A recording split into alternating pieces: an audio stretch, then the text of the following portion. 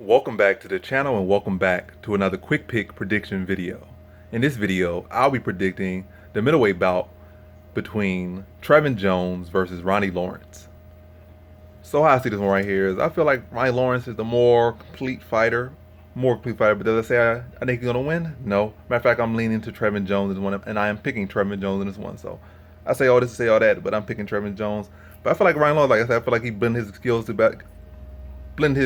together better. I feel like his wrestling a little bit cleaner, but it's not all about that. It's about other things as well, and that's why I'm gonna lean to Trevin Jones. Does that explain anything? Is that the end of the prediction? It's not. I don't know where I'm going with this, but I'm just gonna keep it rolling. But how I feel like with Ronnie Lawerence, I just see some mistakes that he makes already. The stuff he's a little bit too comfortable with, throwing empty kicks, and versus a guy with such power and already unorthodox, like Trevin Jones, who got power, will knock you out, will catch you, and not afraid to throw these unorthodox shots. And it don't have to be a case of that being unorthodox. If you're doing empty kicks, you're gonna leave yourself open. Like you're doing blank kicks, and also got your hands down when you're throwing them. You don't need spinning back kicks, not setting them up, and then you like just have your back to your opponent. Two things are already bad. Like on the empty leg kicks, now your hand drop, he could jump in with that lead right hook. Your hands drop. It's not like you're so far out of range. You're jumping. Matter of fact, he's throwing empty kicks. He's jumping in with empty kicks, and that leaves you open, real open. He could just turn his hand over and catch you because now you're in his punching range. Or if you just throwing him out there at like kind of like mid range or a little bit outside mid range, he can still catch you with a jumping hook. So like, and he has been susceptible to the right hand from what I've seen. All right, and that's been that Trevin Jones often fights from southpaw. He leaves his lead hand to be his power hand. So like I said, he can catch him with that. And also another thing, Trevin Jones is actually when I was looking at him before he came to UFC, he's more of a grappler than a striker. But as far as the UFC, he has been getting things done with his hands. So it's the whole grappling thing we have not seen from him. So it's like a case of unorthodox striker versus Ronnie Lawerence, who's this full complete fighter who can wrestle and just dominate him on the ground or take it other places. He might be in a worse situation if you take it to the ground.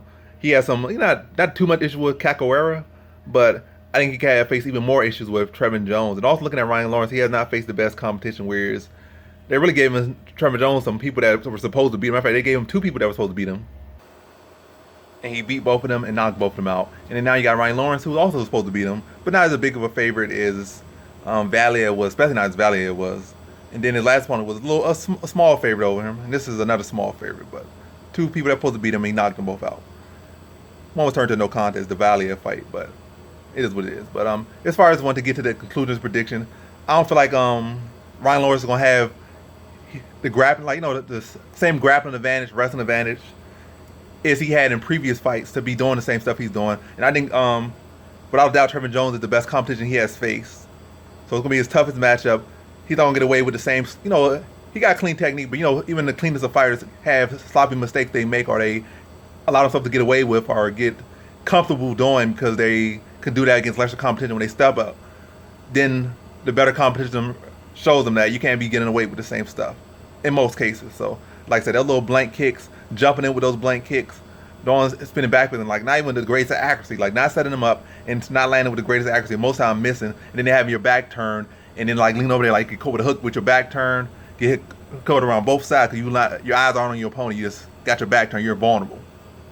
Or maybe Trevor Jones might use that to take him down or take his back, and then you could lose a round, you could get your back taken, the rear naked choke sunk in.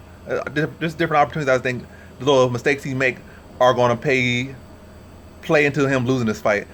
You might think I'm leaning to a knockout from Trevin Jones. I'm going to lean to a decision. I think Ronnie Lawerence is going to get hurt, and that's going to put him down rounds. He might be putting more value, might be outworking Trevin Jones to a decent degree. Not big, probably closer rounds.